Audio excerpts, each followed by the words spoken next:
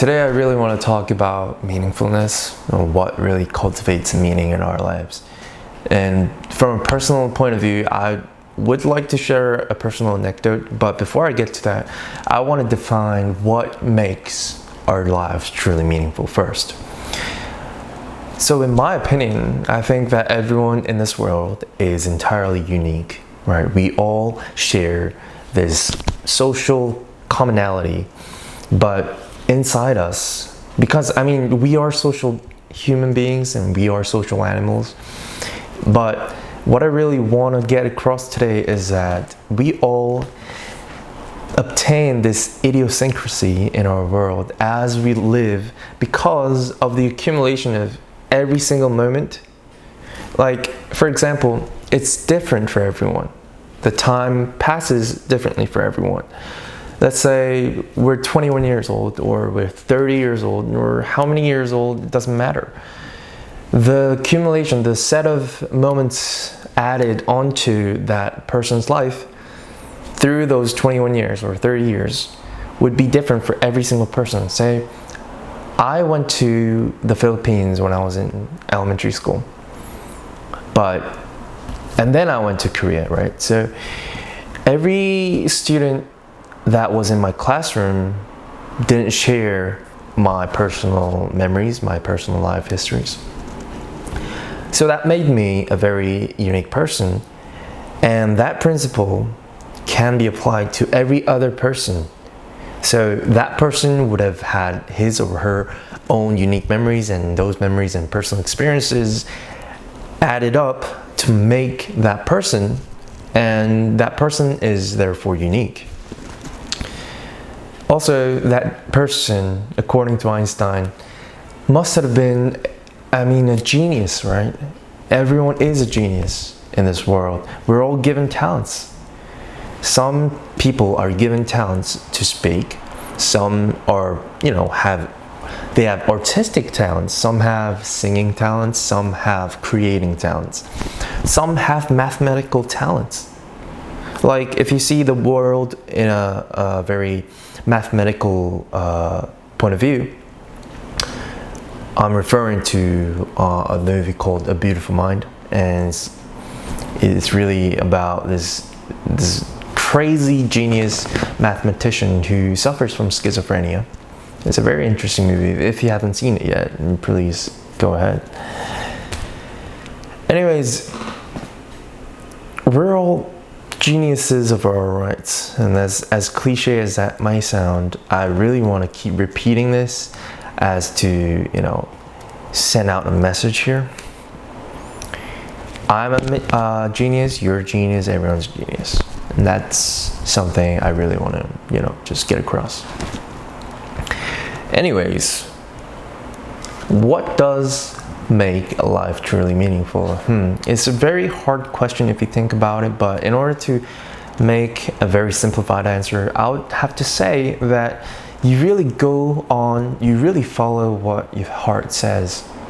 I think if you lie to yourself, if you keep lying to yourself, saying that you value money over what you really truly enjoy doing, or say you value superficial relationship over truly meaningful and interconnected, valuable, precious relationships, then you'll only become that superficial person who's really, really abundant and prosperous on the outside, but empty on the inside. And I'll get to the point of emptiness later on in another video, but I believe that we are all fundamentally suffering from this pain of emptiness, right? Say, I'd rather draw a picture here, but I always have a picture in my mind that we are beings with like a hole in our like a chest that really can never be fulfilled through any materialistic things in our world. So I always like to think that even if you really try hard and luck gets into you and your life really, you become famous and you become rich, super rich, and you become like a mega billionaire, And yet you may not be happy because that emptiness inside may not be fulfilled. And as I'm a Christian, I always believe that it's really important to know that spirituality exists, and that's a fundamental thing that you'd really have to acknowledge in order to fulfill that void, because there's no way around it. Philosophy doesn't inquire it. Philosophy does not substitute it. Only spirituality can actually fulfill that void. And no matter what kind of logic or just philosophy that you throw at it, it will never be filled, because you'll only get to a point where you value nihilism over meaningfulness, right? And then your life will be full of emptiness, which is, it may sound very realistic, but it doesn't make you a content person. It doesn't make you a whole person, because you'll always be devoid of something, which is spirituality. Anyways, what makes a good life meaningful is that you have certain aspects of your life that are fulfilled. You have spirituality, you have your finances, you have your love relationships, you have your friends and your, social esteem, and you also have a meaningful work that you love doing that makes you who you are as a professional. And I believe one philosopher once said, a lot of people once said these cliche quotes, but a man without work is not happy, right? A man is a man because they work, and work makes man happy. As contradicting and, really not right may that sound, that is the truth, right? You really have to work hard and aspire to become like this amazing person, or else. Anyways, I would like to end with like a personal anecdote, and I'd like to continue this video later on with the title of how to fill that core emptiness inside of you. And that really is a very difficult thing, but one of the worst things that you can do to fill that emptiness is to create a habit or ritual to kind of alternate that feeling of meaninglessness and hopelessness into pleasure and addictive substances. I was once there, and it was a very painful journey, as a matter of fact, because although it really did give me a lot of pleasure, I was addicted to alcohol and the pleasure that the booze and the highs and everything, alcoholisms and intoxications gave me. But I realized that I was in a very deep mess, and I decided to quit everything for good. And after that, I've been sober for years, and that was one of the best choices I've ever made.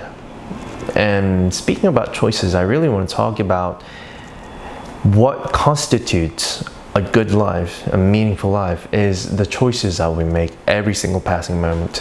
For example, I can choose this moment to get up and go outside and just get my athletic clothes on, or just if you don't have any athletic clothes, which was my case, just put some jeans on, just put some sneakers on, take your iPod and just go outside and go running. That's one of the best things you can do, actually, physically, to yourself and to your body, and for your mental well-being, right? It gets rid of stress toxins, and it really helps with your physique and exercise. Anyways, it really depends on the choices that we make every single passing moment. And for example, I can choose this moment to, let's say, on a very extreme level, I can choose to just throw my life outside this window, right? As a very extreme ideation. Of course, I'm not going to like even think about it, but you know what's similar to what I just said is that I can choose this moment to go outside and get some drugs and just spend the night on a crazy ride, and then go to a club and then just meet whatever and just have meaningless relationships and times and wasted. I can get drunk. I can choose this time to just play video games. I can just binge a Netflix show. I can just binge on any YouTube videos and just sleep, right? And go to bed and wake up the next day and repeat the same thing. And if I do repeat the same thing, I'll be locked in that cycle forever. Which means that my life will be constituted on the choices that I made to actually binge on the Netflix show rather than go outside and, go running. Or, my life could end right now if I actually make that extreme choice, which of course I'm not going to. Or my life could get, messed up if I choose to commit a crime, right? And the police locks me up in prison. It's all these radical choices that you can make. You can make, but you don't, right? And what I really want to say is that you can make amazingly meaningful choices and follow what your heart says instead of wasting your time, and just try to value every single passing moment as like your last, and it will become a truly meaningful life. And thank you for watching. I'd like to continue this on another video. Thank you.